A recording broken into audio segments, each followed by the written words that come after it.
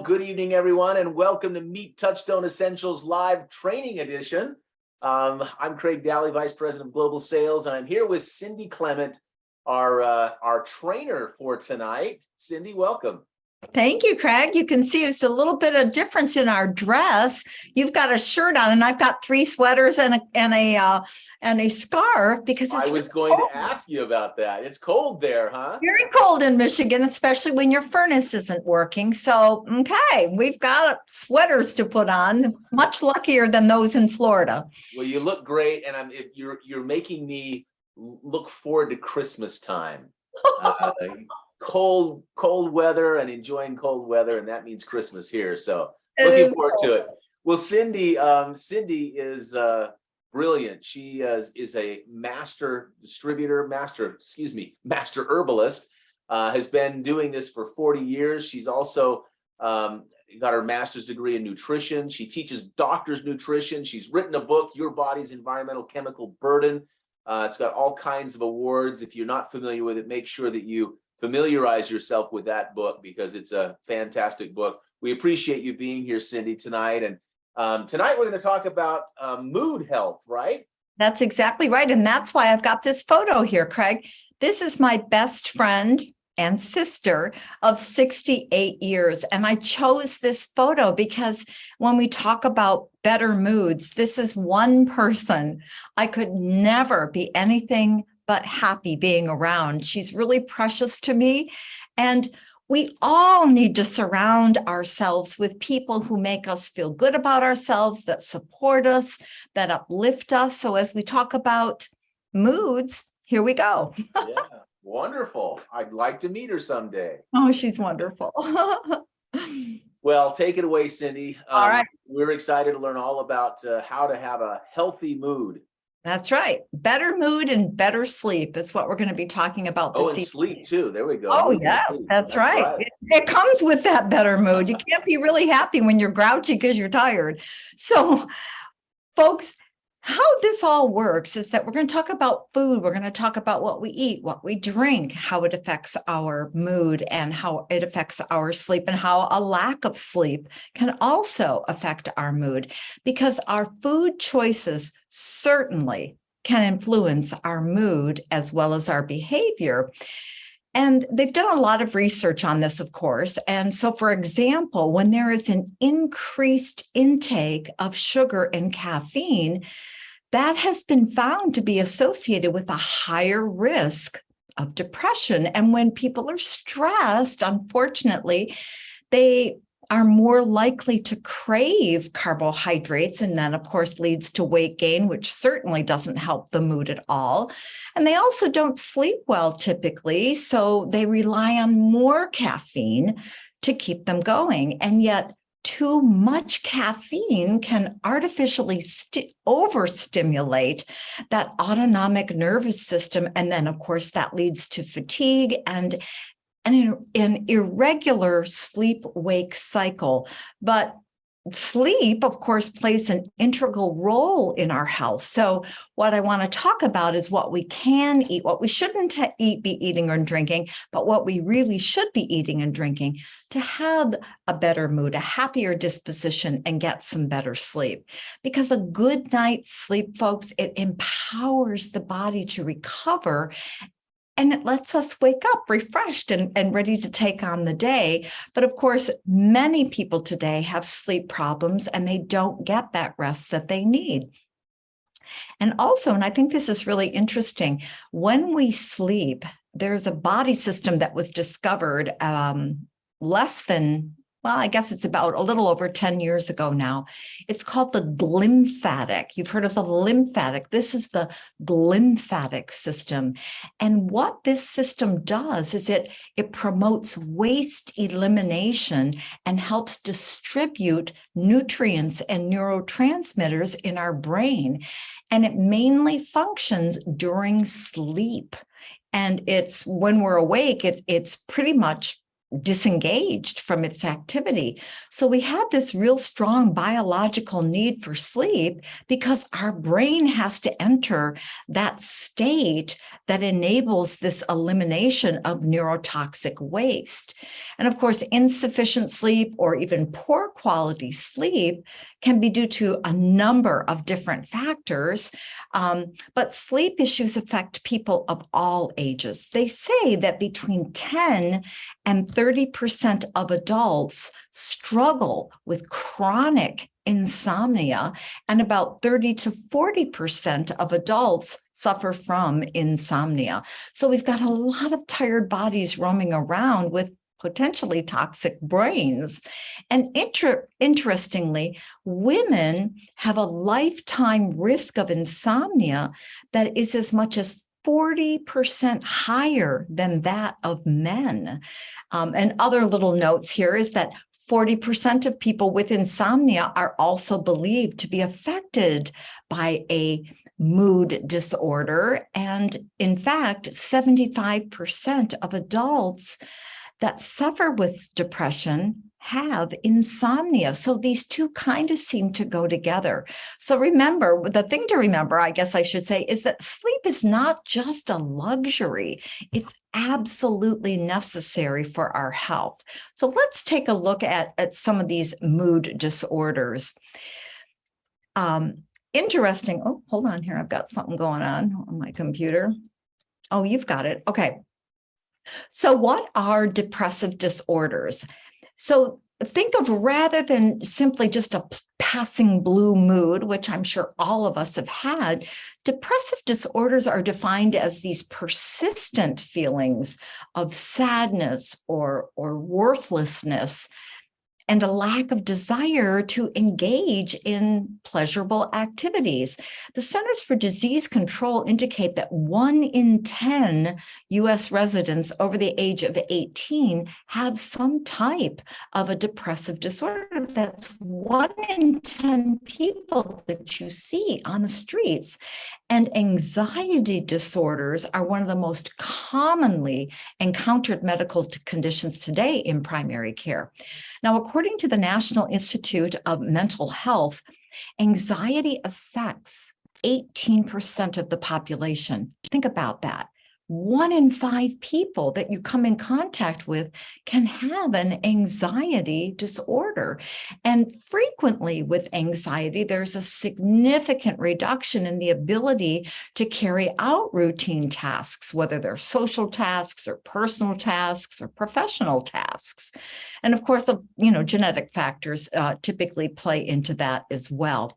But there are many, many, many medical conditions that are often associated with mood disorders, and they can include things like problems with our cardiovascular health, or our glands, or our hormone production, our digestive system, our intestinal system, our reproductive health, the quality and health of our blood, our respiratory system, as well as the brain's emotional center.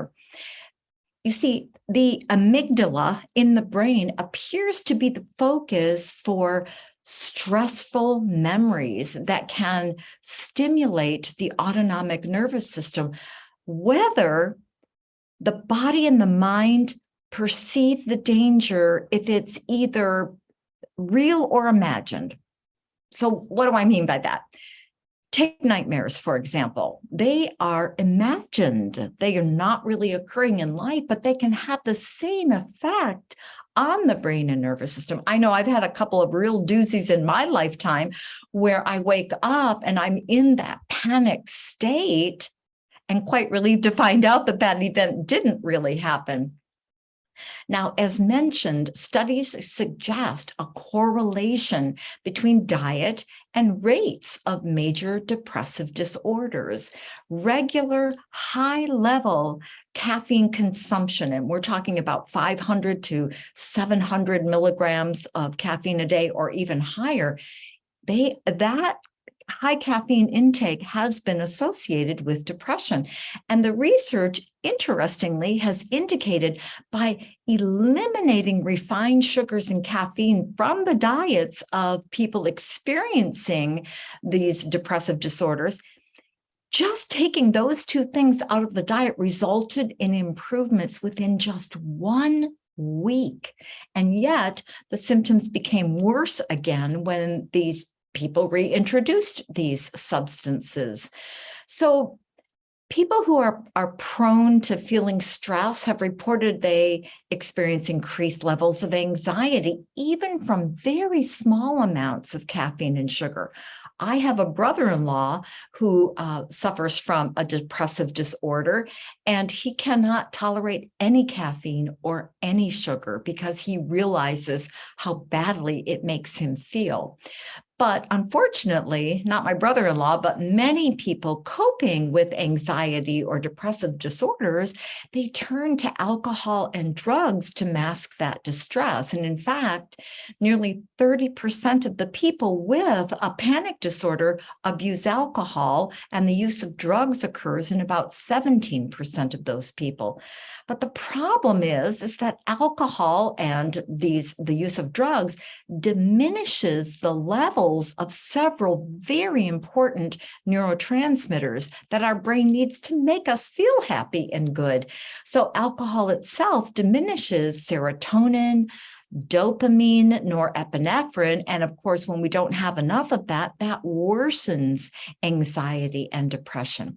Because serotonin plays a key role in body functions. It plays a role in our mood, in our sleep, in our digestion, in our wound healing. It plays a role in bone health, blood clotting, and even sexual desire. It's a very important neurotransmitter. Dopamine, on the other hand, plays a role in important body functions, many roles, but it focuses more on our movement, our memory, our pleasure, our motivation. And norepinephrine is what increases alertness, arousal, and attention. So when we're using alcohol and other poor choices, when we are in that major depressive or anxious state, we are really making it worse. So it's pretty easy to see why depleting those neurotransmitters is not going to be beneficial in this situation. But really, it's not just diet or what we drink that affects our increased risk of these issues, but it's significant emotional, social, or environmental effects, such as the loss of a family member or a romantic partner, financial problems, a professional disappointment, and of course, again, genetic predispositions are also clearly involved. So what can we do? Well, results of studies showed a reduction in symptoms with increased movement and exercise. We've got to move these bodies. In fact, aerobic exercise programs produced an even larger effect than what was obtained from weightlifting or from flexibility regimes like yoga, although all of them do appear to be effective for improvement in the mood. We also have exposure to sunlight and vitamin D as being beneficial, as well as consuming a plant-based anti-inflammatory diet. The foods we eat definitely impact the structure and function of the brain, and they play a major role in emotional regulation in our brain and cognitive functioning. So adherence to a Mediterranean diet plan or a plant-based diet or an anti-inflammatory diet, when we're eating that way, we ensure that we get an adequate intake of omega-3 fatty acids, that we get natural folate, which is vitamin B9, as well as the other B vitamins, which have all demonstrated significant reductions in depression risk. For instance, an omega-3 fatty acid deficiency correlates with increased anxiety and depression. There's evidence that even suggests that children with depression or women with depression during pregnancy can all benefit from omega-3 fatty acid foods. And interestingly, omega-3 fatty acids can actually enhance the benefits of medications that are used in the treatment of mood disorders. Also, there was a large Dutch study conducted with a large one, thousands of people over the age of 65, and it indicated a relationship between low vitamin D levels and depression. So we need these nutrients because in addition to vitamin D and omega-3 fatty acids, a variety of other nutrients can also alter the brain and lead to anxiety when we don't have enough of them in our diet, especially the B vitamins. B6 and B12, they're both linked to the production of SAMe. And SAMe is a substance that carries molecules to many of the chemicals in our brain and helps produce and regulate hormones and maintain our cell membranes. Vitamin B6 alone is essential for the production of serotonin, and it's been linked to improvements in various mood disorders, including anxiety. Now, vitamin B6 levels have been found to be low in many depressed patients, as well as premenopausal women who are taking oral contraceptives or replacement estrogen. So some of the pharmaceuticals that people take also deplete these nutrients. So we need even more nutrients when we're using pharmaceuticals or when we're under stress or we have these, as we call, depressive disorders. And did you know that vitamin B1, thiamine, is known as the morale vitamin? It's the glass is half full vitamin as opposed to the glass is half empty. So the B vitamins are always advisable in people taking medications, as well as the elderly and those with poor nutrition or those who are using alcohol frequently. Now, when it comes to vitamin B9, which is folate, it can also be folic acid, but the natural form in the food sources is folate. When it comes to folate, depression is the most common symptom of a deficiency, and up to 1/3 of depressed adults have low or borderline low levels of vitamin B9. And patients with low levels even appear to respond more poorly to their pharmaceutical therapy. So adding folate foods in the diet of patients taking antidepressants has been found to enhance their response to that therapy. And lastly, protein. Protein promotes balanced blood sugar levels, and it's required for all new cell growth in the body, including our immune cells. Protein keeps you full. It curbs overeating. It provides tryptophan for mood support. And there was a recent study that showed that male Japanese workers who had low protein intake had higher odds of depressive symptoms. And it's actually been suggested in the medical journals to increase protein intake when one is under stress or when one has these mood or depressive disorders. So I'm going to give you the formula and I'll explain kind of how it works. What we have to do in medicine is we always have to convert our body weight, our pounds, to kilograms. And how you do that is you take your body weight and you divide it by 2.2. That answer tells you how many kilograms you weigh. So for instance, with a 150-pound person, if you divide it by 2.2, you get 68. So that's the measurement that we use for pharmaceuticals as well as nutrition. So with 68 kilograms, the norm is to multiply that by 0.8. And that would tell you how much protein you need. So in that case, if we multiply 68 kilograms by 0.8, that person would need about 55 grams of protein a day. Now, that's if they're young, that's if they're healthy. If they're recovering from an illness, they may need more. If they're the elderly, they may need more. If they have digestive disorders. But as a rule of thumb, it's your body weight divided by 2.2 and then multiply by 0.8. That will give you the number of grams that a healthy body would need. However, with depressive or mood disorders, that multiplying factor then becomes 1.2.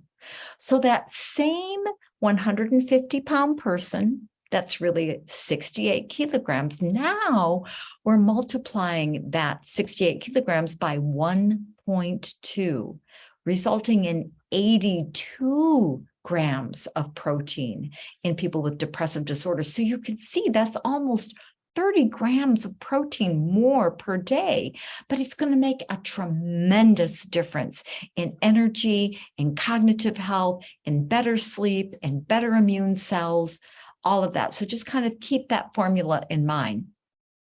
But that said, outside of nutrition, adaptogenic plants are also extremely important in times of stress or when mood disorders are present. So rhodiola rosea, eleuthero root, as well as ginseng, they all support the stress response in our bodies and our recovery by strengthening the body's stress response while also fighting back against fatigue.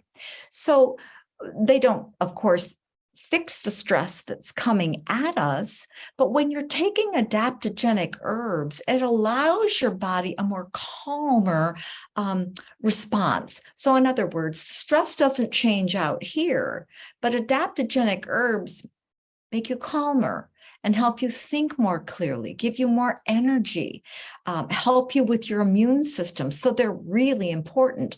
And these three adaptogenic plants are found in super green juice as well as Boost Focus Fuel.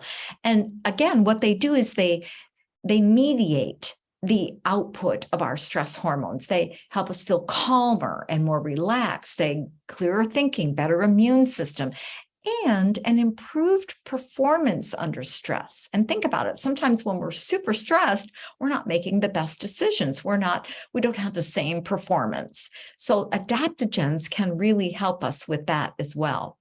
So where do we get these nutrients that we need for better mood and better sleep?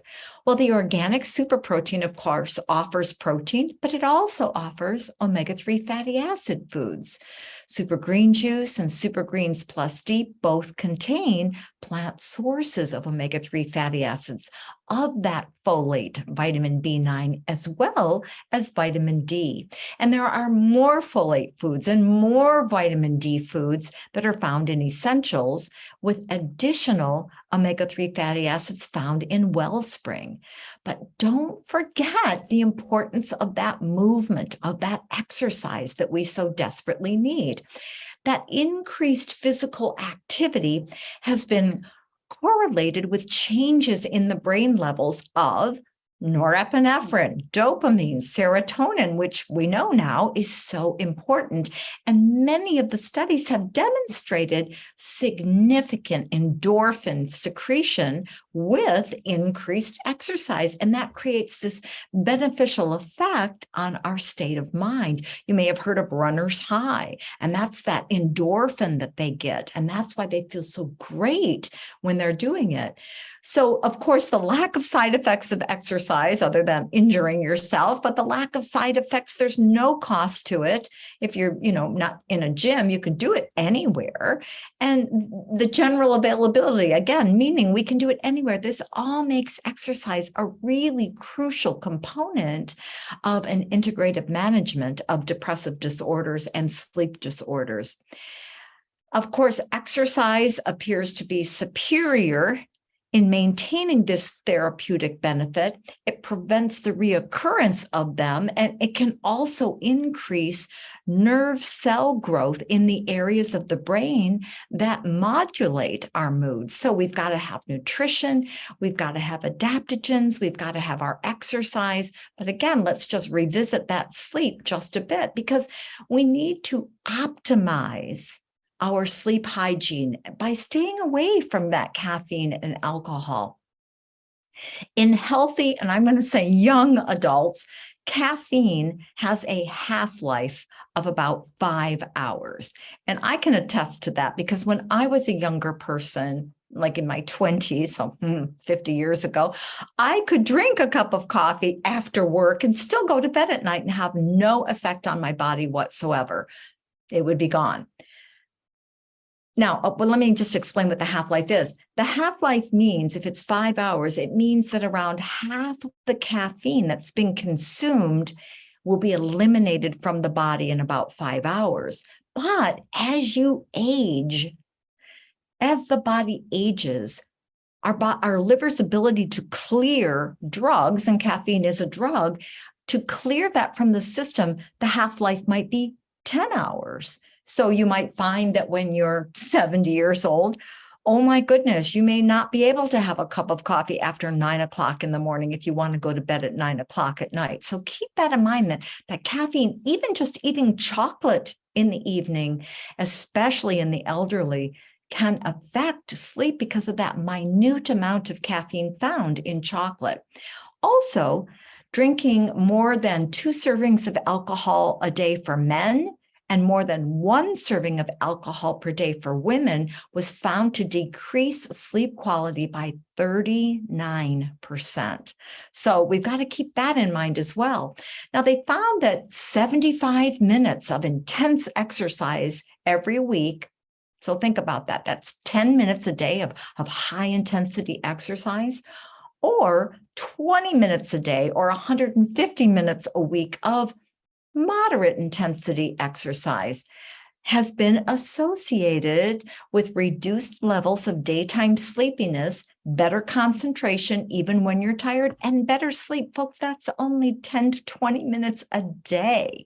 So movement, we've got to get that exercise and movement, but we also have to reduce our stimulation. We have to limit the use of electronic devices, our cell phones and our TVs as evening approaches. And I would advise you not to charge your cell phone right next to your bed because it's temptation. Reach over, you hear that thing buzz, uh-oh, who's calling me? Or I just want to read that one more article just before I go to bed. That light is going to affect your production of melatonin, and it's going to affect your sleep in a negative way.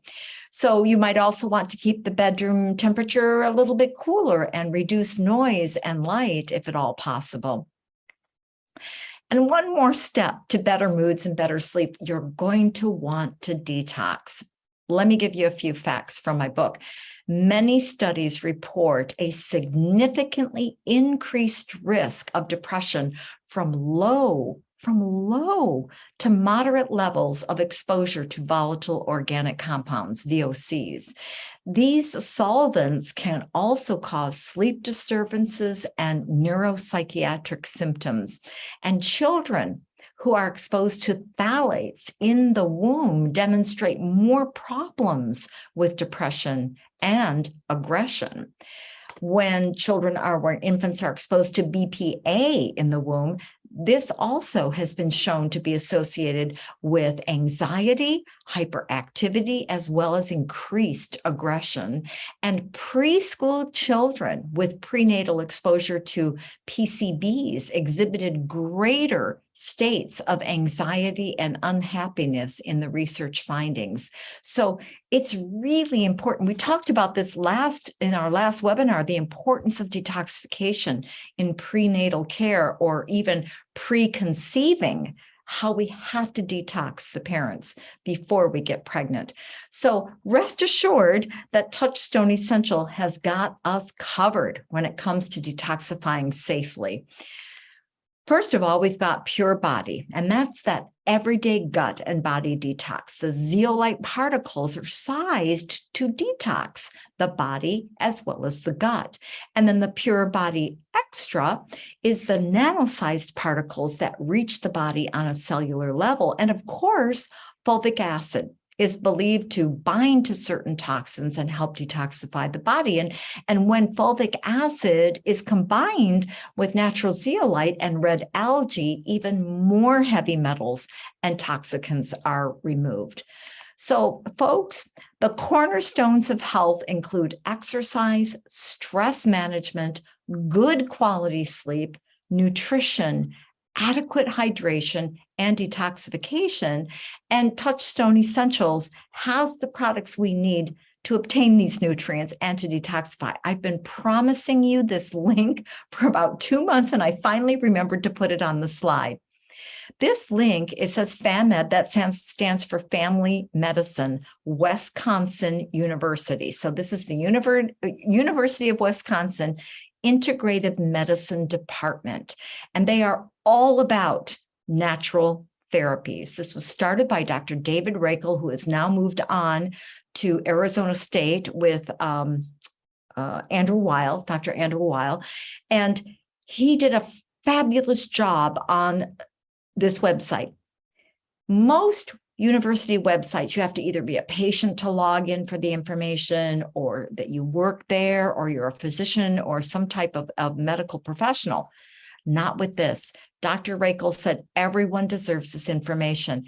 And again, they are all about natural therapies, all about it. So I would love you to visit this page. It will empower you. There are videos, there are handout sheets on anti-inflammatory diet, on a plant-based diet, on protein. What does protein do? What do omega-3 fatty acids do? How important are B-complex vitamins and foods, B-complex foods in depressive disorders? It's a fabulous website, and you will just make sure you have hours to stay on it because it's really fascinating. Videos, podcasts, PDFs that you can download. So it's Family Medicine, University of Wisconsin Integrative Resources Module. That's your link. I finally remembered to put it on the slide. So there we go. That concludes our presentation for this evening. And I invite you to join Craig and I on October 6th for a presentation on pets and CBD oil, followed by a presentation on Is Our Home Toxic? And that's slated for October 20th. So folks, enjoy the autumn colors. It's a beautiful time of year. I know my husband and I are leaving in the morning for a trip to northern Michigan to hike for 3 days and just bask in the beauty of those colorful leaves. So Craig, back to you. Thank you, Cindy. Wow, what a wonderful job. We sure appreciate you and your knowledge and your willingness to share with us. Thank you for that link. I think that will be fantastic. I wrote that down. I want to make sure to check it out as well. Yeah. And I'm excited about next month's webinars. Really excited. And a real surprise well, I guess it's not a real surprise, but we'll be going over the fiber in November. Which will be exciting. I'm so excited about that fiber. That's something I'm taking every day since it came out, and I really, really like it. It's not like any other fiber I've ever had, so it's fantastic. Thank you, ladies and gentlemen. We appreciate you being with us tonight. Cindy, thank you again, and have a wonderful night, everybody. We'll see you next time. Good night.